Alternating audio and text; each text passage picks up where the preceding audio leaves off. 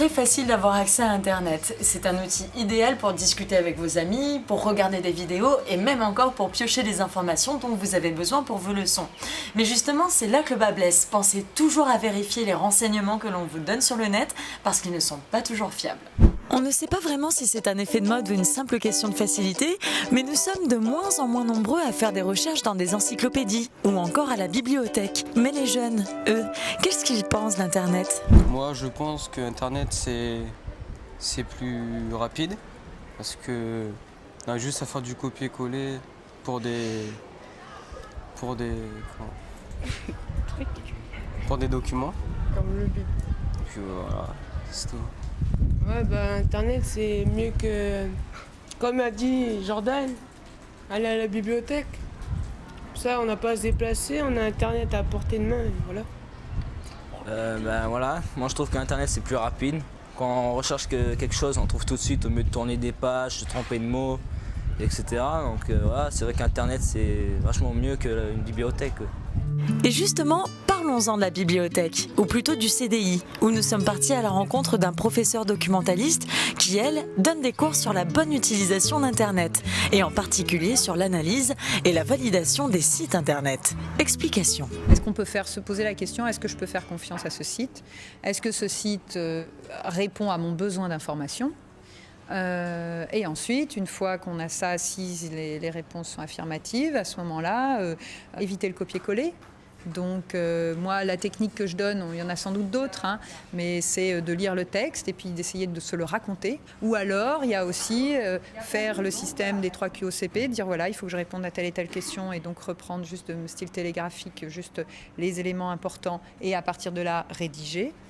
Ou alors se dire, voilà, je retiens que 4 informations importantes.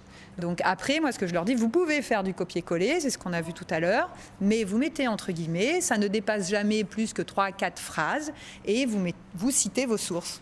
Et là, je suis intransigeante là-dessus, c'est que je leur apprends à citer leurs sources, et eux, après, de signer leurs documents et de dater leurs documents.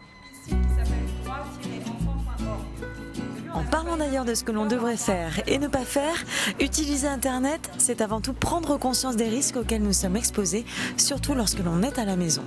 L'outil Internet au sein d'une famille, c'est quelque chose qui doit être contrôlé et notamment, la meilleure façon en tout cas, c'est qu'elle soit située dans une salle ou dans une pièce où tout le monde est présent.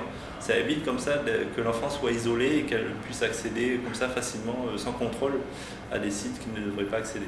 Alors c'est vrai qu'aujourd'hui, Internet, c'est un outil qui permet d'accéder à une bibliothèque mondiale d'informations, donc avec des informations plus ou moins importantes et aussi moins intéressantes qui peuvent être consultées par les jeunes. Donc on a des outils qui permettent de bloquer l'accès aux sites interdits aux jeunes. Maintenant, ces outils-là ne permettent pas forcément de tout bloquer. Il y a des choses qui passent au travers. Donc c'est vrai qu'il est utile aussi pour son travail, pour l'école, puisque ça permet, comme c'est un outil pédagogique quand même important. Mais toujours, c'est un peu comme tout, il faut qu'il y ait le contrôle du parent derrière. C'est un peu, je ne sais pas comment vous donner comme exemple, mais il faut toujours qu'il y ait un minimum de contrôle. On ne peut pas laisser l'enfant tout seul comme ça. Voilà.